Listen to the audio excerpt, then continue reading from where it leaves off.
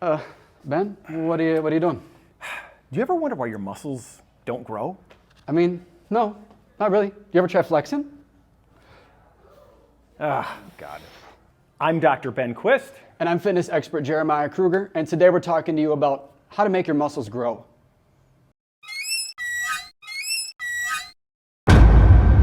So in this video, we're going to focus on the exercise training principles for hypertrophy, just getting bigger muscles.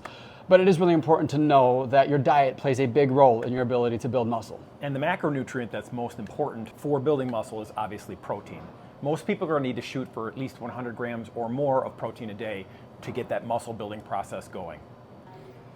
Whoa, how'd you get such massive biceps? Thanks, Mike, but this isn't about my biceps. I said, how'd you get such massive biceps? Thank you.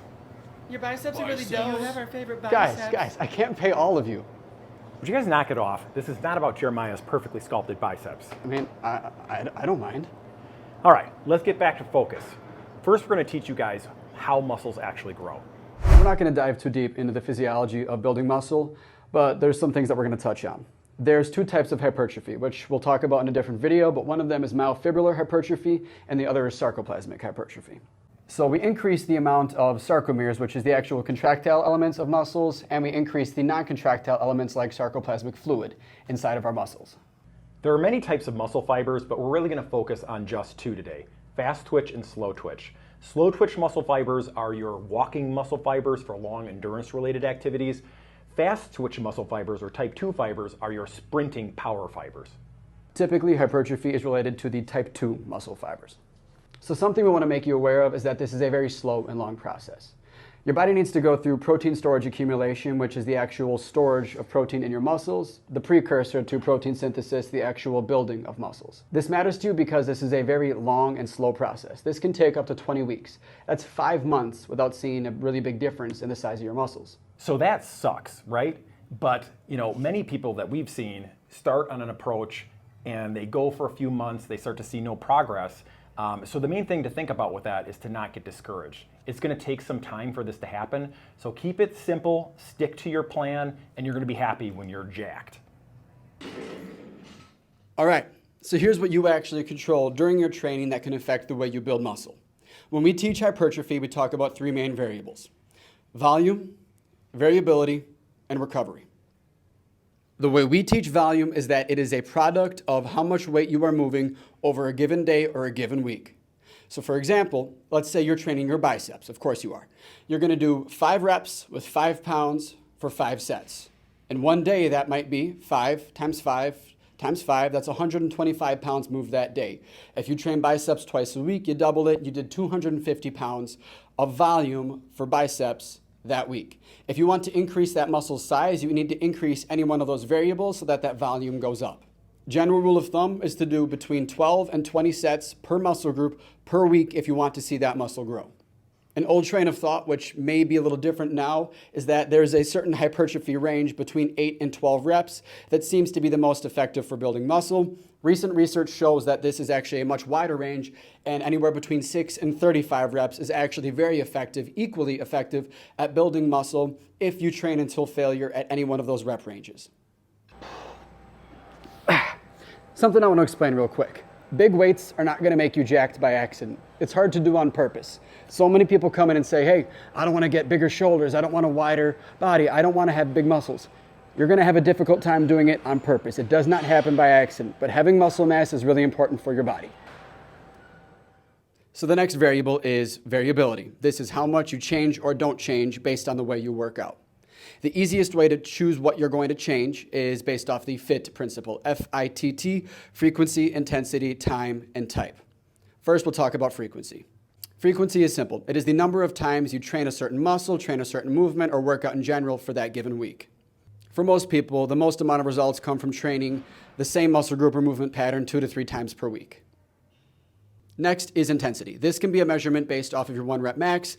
We typically want to train between 60 and 85% of our 1 rep max to get hypertrophy. But with that in mind, things you might want to change are training at a lower intensity to help and aid recovery, or at a higher intensity to get a different stimulus on the body. Regardless, most of the time you want to be training at an intensity that brings you to muscular failure or fatigue.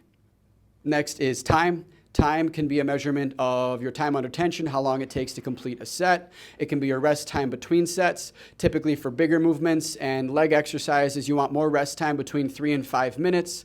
For smaller, more isolated movements and maybe upper body exercises, you can get away with about 1 minute of rest, even less, and still get a whole lot of hypertrophy. And it can also be a measurement of how long you give your muscles rest between workouts. Typically, between training the same muscle group twice, you want to give it about 48 hours before training that muscle group again. And last is type. Type is the modality of training you choose to do. There's a lot of variables that you could change in this one. So you could do compound lifts, which are multi-joint, like a bench press or a deadlift or a squat. You could do more isolation-based exercises, like a bicep curl or a row or a leg extension. You could use different pieces of equipment, like machines that take away instability. That way you can focus more on the muscle group you're training. You could use cables, you could use bands, you could use kettlebells, you could use dumbbells, you could use your body weight. Those other more functional things you could train, like isometrics or slow negatives. There's a lot of things you can play with in here. The last variable under your control is recovery. This is probably the most important factor in building muscle. There's a whole lot we could talk about. This is a whole different video, but I'm going to give you 3 main things that are the easiest to control. Number 1 is your protein intake. We said earlier that about 100 grams of protein is important for most people. If you want to be more specific, it's 0.7 to 1 gram per pound of body weight. In kilograms, it's like 1.6 per kilogram of body weight. Either way, that's a whole lot of protein. That's difficult to do. That's almost your entire body weight in grams of protein, but that is really important in aiding the repair process for building muscle. Number 2 is rest. It's taking time off from the gym. It's letting your body repair and rebuild the damage that you caused. If you show up every single day training at the same intensity with the same muscle groups, you're never giving your body time to rebuild the damage, the intentional damage that you're doing to your muscles. So it's really important to not go to the gym so that you can keep going to the gym. And last is activity. When you don't go to the gym, it doesn't mean sit on the couch and do nothing. It means do other things. It means let your body repair. There's different things you can do to aid recovery, which is low intensity exercise, whether it's going for a walk, going for a light jog, going for a swim, stretching, doing yoga. Be active and your body will recover better. But if you are too intense with your activity, your body's going to slow its repair process. I realize that was a whole lot of information very quickly, so take time and go back, write it down if you want, but if you want to remember 3 things, it is volume, variability, and recovery. So exercise science is obviously really important, but muscles are still quite unresearched, so a lot of the information that we can still bring you is anecdotal based off of experience from what we've seen and what we know in the past. So another important point is that you need to create effective reps. Effective reps are those reps leading right up to where you actually fail in the exercise. So you want to have many sets with many reps in that effective rep range. Don't be afraid to fail. Look at Jeremiah. Yeah, thanks. You got to be consistent with the exercises you're doing. Your body needs time to adapt. You need time to learn, build a mind-muscle connection. That really is important in getting the muscles to engage properly, to get them to train to fatigue, and that way they can rebuild and get stronger and bigger. Also, think about compound moves. Make sure to be selecting these moves because the large load that they put on your body is going to be very beneficial for you. Some of the main compound moves are things like squat, deadlift, and bench. And yeah, so then obviously being consistent with these exercises is really important so you build a skill, but at some point they provide a diminishing return. We said then earlier that's about 6 weeks in. After 6 weeks, you're going to want to try something a little bit different, spice it up, and your body is going to react a whole different way. Leg workouts can obviously handle more volume than your upper body, so make sure to pump the volume level up when you're working legs. And last, there's a whole bunch of other things you can do to spice up your workouts and get a different stimulus on the body, like occlusion training, isometric training, loaded stretches. We'll get into these in different videos. So with all that information, we're going to give you an actual workout you can try. I got 2 exercises for you here. I picked both of them because I think that they're really high-value arm exercises if you want to build really big arms. You're going to get 1 dumbbell in each hand, and you're going to get in a bench. You're going to get to an incline, and you're going to get your elbows behind you so your shoulders slightly in extension. From here, I'm going to pull those palms up, slow and control, making sure that my arms do not leave the bench as much as they want to. Exercise number 2, I'm going to switch to 1 dumbbell. I'm going to probably get a heavier dumbbell. I'm a little bit stronger with this movement. I'm going to lower my thumbs to the floor, pinkies to the sky, and I'm going to try to keep my elbows pointing forward with my arms close to my ears. Here's 3 different workouts that you can do to make your muscles grow. Workout number 1 is really simple. It's a superset. I'm going to do 8 reps of each exercise and then rest for 2 minutes before doing it again. I'm going to grab those weights, do my 8 reps.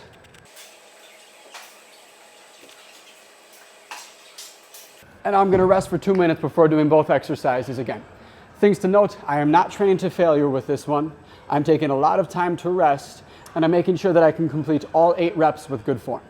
Option number 2 takes a little bit longer. I'm not gonna have a superset. I'm gonna do 12 reps of one exercise, rest for 2 minutes, 12 reps of that same exercise, rest for 2 minutes, 12 reps of that same exercise, and then I'll move on to the other exercise.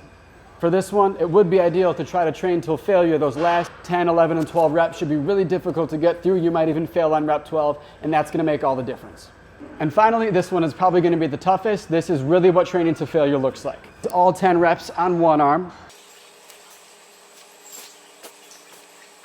all 10 on the other. Then I've got 10 of exercise number 2.